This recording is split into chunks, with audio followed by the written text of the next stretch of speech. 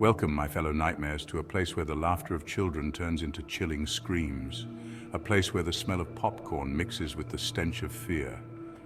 We are at the haunted Fairgrounds, where the rides, much like the terror they inflict, never stop. Tonight we delve into the darkness that lurks beneath the flickering lights of the Ferris wheel, behind the creaking doors of the haunted house, and within the swirling vortex of the carousel.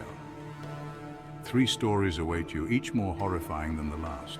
So dim the lights, turn up the volume, and prepare yourself, because once you enter the haunted Fairgrounds, there's no turning back. Make sure to like, subscribe, and hit the bell icon to stay updated with our latest horror stories. The Ferris wheel stood tall against the inky black sky, its skeletal frame a haunting silhouette, casting eerie shadows on the ground below. Each cabin, dangling precariously, held a story, a secret whispered on the wind, waiting to be discovered by those brave enough to listen. But tonight we're focusing on one cabin in particular, the one where the laughter stopped and the screams began, echoing through the night. It was a Friday night, the air thick with anticipation and the scent of cotton candy, mingling with the distant sounds of carnival games and laughter. 4 friends, giddy with youthful excitement, decided to take one last ride on the Ferris wheel before calling it a night, unaware of the terror that awaited them. There was Jake, the jokester, Emily, the cautious one, Ben, the quiet observer, and Chloe, the life of the party, always ready to bring a smile to everyone's face. As the ride operator strapped them in, a shiver ran down Emily's spine, a premonition of the horrors to come. She brushed it off, but a sense of unease settled over her, growing stronger with each passing moment. The Ferris wheel groaned as it started its ascent, each rotation taking them higher and higher, the ground below shrinking away. The first few rotations were filled with laughter and playful banter, the friends enjoying the view from above. But as they climbed higher, the air grew colder, the laughter died down, and an unsettling silence descended, wrapping around them like a shroud. It was then that they noticed it.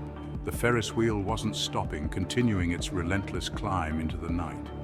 It kept spinning, slowly at first, then gaining momentum, the wind whipping through the spokes, adding to their growing sense of dread. Panic began to set in, the realization of their predicament dawning on them. Jake's jokes turned into nervous stammering, his usual bravado crumbling under the weight of fear. Chloe's laughter morphed into desperate pleas, her voice cracking with terror, and Ben began to pound on the cabin door, his fists bruising against the unyielding metal. Emily, her heart pounding, pulled out her phone. But the signal was gone, leaving them isolated and alone. Hours seemed to pass, though it could have been minutes, each one an agonizing eternity, stretching their nerves to the breaking point. The carnival lights below became blurred, swirling dots mocking their plight, a cruel reminder of the normalcy just out of reach. The Ferris wheel showed no sign of slowing down. Then the whispers started, faint and almost imperceptible at first. Faint at first, carried on the wind, winding their way into the cabin, sending chills down their spines. They were low, guttural murmurs, their words indistinguishable, yet laced with an undeniable malice, filling the cabin with a sense of impending doom. The whispers grew louder, closer, swirling around them like unseen hands, tightening their grip on the friends' sanity. Emily could see the fear etched on her friends' faces, their eyes wide with terror. They huddled together, seeking comfort, but the whispers separated them, worming their way into their minds, sowing seeds of paranoia and fear. One by one, they started to vanish, their screams echoing in the night, leaving Emily alone in the cabin. Emily, driven to the brink of madness, could only cling to the bars of the cabin, her screams lost in the wind, a final, desperate plea for help that would never come. The air hung heavy with the smell of damp wood and decaying dreams, a scent that seemed to cling to the very walls of the haunted house. It was a testament to the countless nightmares that had taken root within its decaying structure. Its crooked grin, formed by a lopsided sign promising frights and fun, seemed to mock those brave enough to enter, daring them to face the horrors inside. The sign's eerie promise was a cruel joke, a sinister invitation to the unwary. A group of teenagers, fueled by bravado and a thirst for adrenaline, decided to test their courage against the house's sinister reputation. They were determined to uncover the truth behind the legends. There was Mark, the self-proclaimed leader, Jessica, the skeptic, Ashley, the timid one, and David, the quiet observer, each with their own reasons for being there. David, always the quiet one, was there more out of curiosity than anything else. As they stepped through the creaking entrance, a sense of foreboding washed over them. A cold wind slammed the door shut behind them, sealing their fate. The darkness enveloped them, the air growing thick with the weight of unseen eyes. The oppressive atmosphere seemed to press down on them, making it hard to breathe. The playful screams they had entered with were quickly replaced by nervous laughter and hushed whispers, their bravado fading with each step. The haunted house was a labyrinth of twisting corridors and dimly lit rooms, each one designed to instill terror and confusion. Every corner seemed to hide a new horror, waiting to pounce. Skeletal figures with glowing eyes reached out from the shadows, their bony fingers seeming to beckon the teenagers closer. Cobwebs brushed against their faces, adding to the eerie sensation that they were not alone. The sound of distant screams echoed through the halls, a chilling reminder of the house's dark history. Mark, trying to maintain his facade of bravery, kept up a steady stream of jokes, though his voice wavered slightly. His attempts at humor did little to ease the growing tension. Jessica, armed with her logic and a flashlight, tried to rationalize every creak and groan, though even she was beginning to doubt her skepticism. Ashley, her fear mounting with each passing moment, clung to David's arm, seeking comfort in his calm demeanor.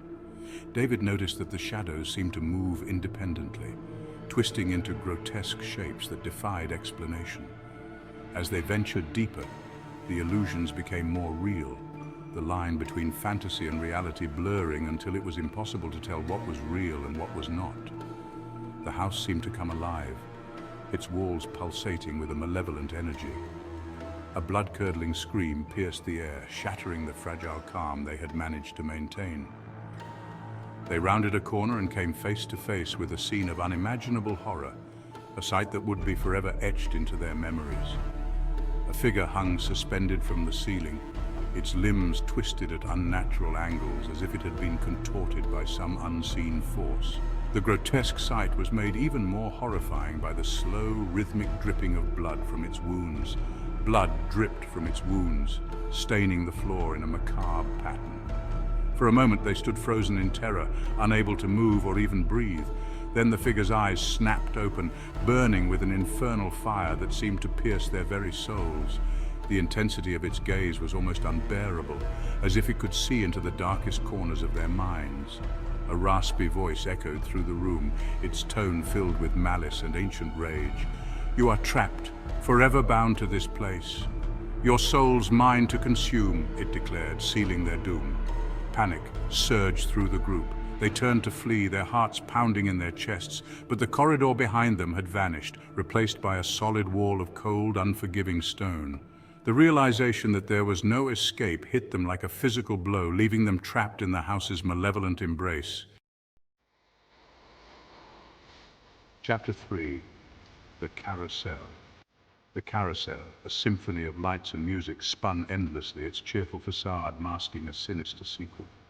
The lights twinkled like stars, casting an enchanting glow that drew people in, unaware of the darkness lurking beneath. The painted horses, frozen mid-gallop, seemed to mock the riders with their eternally joyful expressions. Their glassy eyes, unblinking, held secrets of countless souls who had ridden them before. A young couple, Sarah and Michael, drawn in by the carousel's hypnotic charm, decided to take a ride. They were unaware of the carousel's true nature, seeing only its nostalgic allure. Sarah, her eyes sparkling with childlike wonder, chose a magnificent white steed. She felt a strange connection to the horse, as if it had been waiting for her. Michael, his love for Sarah evident, mounted the horse beside her, his hand finding hers as the carousel began its slow rotation. They shared a smile, feeling the magic of the moment. At first, the ride was everything they had hoped for, romantic, enchanting, a whimsical escape. The world outside seemed to fade away, leaving only the two of them in their own private dream. The music washed over them, a haunting melody that seemed to seep into their souls. It was beautiful yet unsettling, like a lullaby with a dark undertone. But as the carousel picked up speed, the music changed. Its cheerful tune warping into a discordant symphony. The once comforting notes now felt like a warning. The carousel spun faster and faster, the lights blurring into a dizzying kaleidoscope. The world around them became a whirl of colors and sounds, overwhelming their senses. Sarah and Michael tried to dismount, but an invisible force held them in place. Panic set in as they realized they were trapped. The horses, once symbols of innocence and joy, now appeared grotesque and menacing. Their painted smiles twisted into sinister grins. The carousel became a vortex of terror, its hypnotic spin trapping Sarah and Michael in a nightmare. They felt as if they were being pulled into another dimension. The music drilled into their minds, amplifying their fears and anxieties. Each note seemed to echo their deepest insecurities. Images flashed before their eyes, fragmented memories, childhood traumas, hidden regrets. The carousel was dredging up their pasts, forcing them to confront their darkest moments. The carousel preyed on their vulnerabilities, twisting their perceptions. What was once a joyful ride had become a tormenting ordeal. Sarah saw visions of her past, a childhood accident, the loss of a loved one. Each vision was more vivid and painful than the last. Michael saw his own demons, failed dreams, broken promises. The carousel seemed to know exactly how to hurt them. The carousel, a cruel puppet master, pulled at the strings of their sanity. It reveled in their suffering, feeding off their despair. As the carousel spun relentlessly, the line between reality and illusion dissolved. They were lost in a nightmarish world with no escape in sight. The haunted Fairgrounds, a place where laughter dies and nightmares come to life.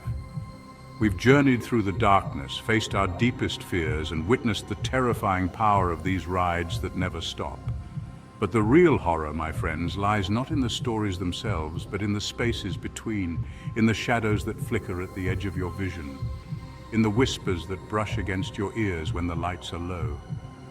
Thank you for joining us on this terrifying journey through the haunted Fairgrounds.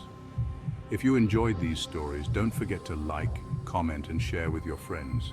Stay tuned for more spine-tingling tales, and remember, the next ride could be your last. Until next time, stay safe and stay scared.